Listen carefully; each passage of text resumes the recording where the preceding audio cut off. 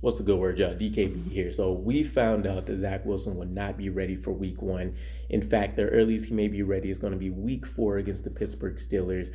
And it brings forth a lot of questions to me just because when it comes to these injuries, the two biggest pillars of discussion around this are Mekhi Becton and Zach Wilson. Generally, so far, it feels like people have not returned within the designated time frames that were originally discussed. And whether that's, and Robert Saleh clearly isn't comfortable discussing a lot of these medicals.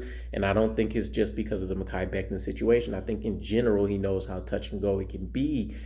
But is it a miscommunication from Robert Saleh, or is this really an issue where our Atlantic Health and Performance training staff is really not understanding the full scope and depth of these injuries these players are experiencing, or is there an issue with the recovery and what our process is or what the players are committing to? So a lot of those questions come to mind, but regardless of that, hopefully everything breaks right because it wasn't a dead set time frame that he's coming back on week four. It's more so that if everything occurs the correct way, that is when we can expect to see him. And so immediately, though, my mind turns to we have our revenge game, Mean Green Joe versus the Ravens. And I think this is I kind of called this a little bit a few weeks back where I said, regardless of the week one thing, I think it might be the best case scenario where we start him. And for me, I think it was the Bengals that I mentioned in week three. As a way to still gauge him early on against quality opponents, but not necessarily rush him coming back. So with Green Joe starting, though, we have probably the best situation for us. We know he's a veteran. He's seen a lot of defenses. He knows how this offense is meant to operate. And he still has tools in his disposal, just not at the same level that Zach Wilson does. Still ridiculous arm talent in terms of being able to, fling the ball, send it 80 yards down the field if necessary. We've seen him, obviously, his timing and synchrony in his offense is a lot better. And we've seen last year some elements, even though he hasn't really been able to get wins yet when called upon, he's had elements of great success in this offense so far. 30% of his, basically almost a third of his passes in the past so far have went to Elijah Moore, and we've seen how well that worked out.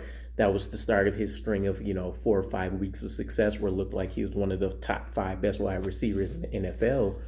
And we surrounded them with a lot much more talent. So now Joe Flacco can go back to kind of his original days of saying, okay, I got these tight ends that can win in these areas.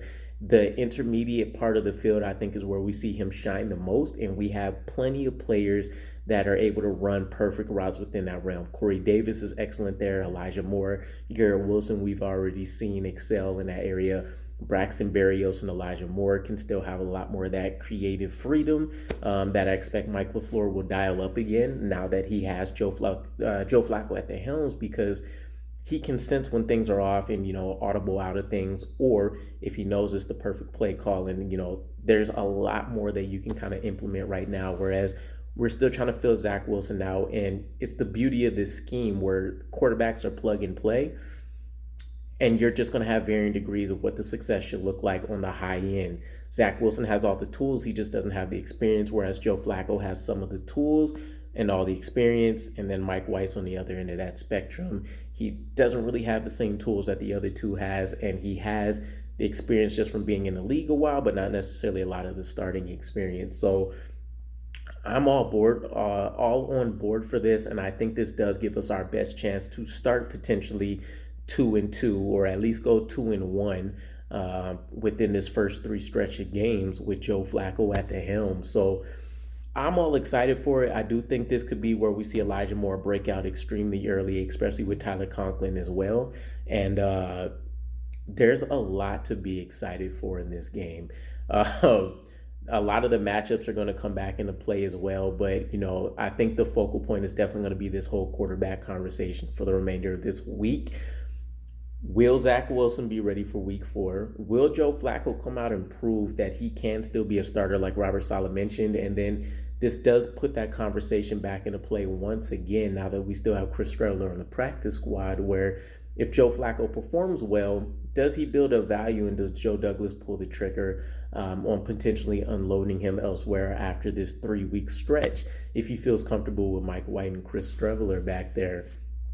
Either way, it's a it's a lot to really dive into when it comes to this whole situation. I think the news is still kind of throwing me off a little bit, but I'm very comfortable with Joe Flacco running things for us and what this offense on paper in that week 1 game will do right away. We should see the optimal offense that we're going to get so far. And then again, Zach Wilson has a lot more upside with what he could potentially do to manipulate things here. But I think we see Mike LaFleur get very creative again. I think we see Joe Flacco show his comfort level as a veteran and what this offense provides. And this helps out the offensive line as well quite a bit because they don't necessarily have to worry about Joe Flacco holding on to the ball too long, maybe not necessarily recognizing some easy blitzes that are coming his way. And keep in mind, this Ravens defense does throw a lot of exotic blitzes out there as part of their pressure defense that they like to operate, even though they don't have the same level of talent that maybe they had, 3-4 years ago there, at least proven elite talent per se just yet. So let me know what your guys' thoughts are on the whole Zach Wilson situation. Is this concerning for you guys that not only have we not been able to stick to these recovery timeframes, but that Zach Wilson may not see quality opponents right in the beginning if he doesn't meet that, Pittsburgh Steelers game? And, what do you guys feel about Joe Flacco and what he's going to offer as a starter right away for us to start the season off? Ultimately, I think the goal here is going to be that we can't finish September losing all of these games again. So we'll see what happens. Appreciate everything as normal, but definitely looking forward to what your guys' thoughts are. So I'll catch you again. Peace.